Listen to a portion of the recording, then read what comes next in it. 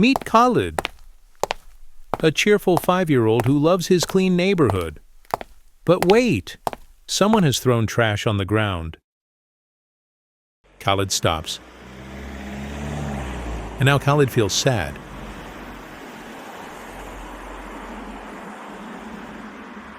Determined to keep his neighborhood clean, Khalid picks up the trash. He walks over to the garbage bin and throws the trash where it belongs. Friends, use bins keep our world clean and healthy. Khalid gathers his friends and invites them to help clean the playground. Together, they start cleaning with bright smiles and teamwork. Recycling is an important way to protect nature and save resources. Seeing Khalid and his friends, the entire neighborhood joins in the cleanup. Thanks to Khalid, everyone celebrates a cleaner, healthier place to live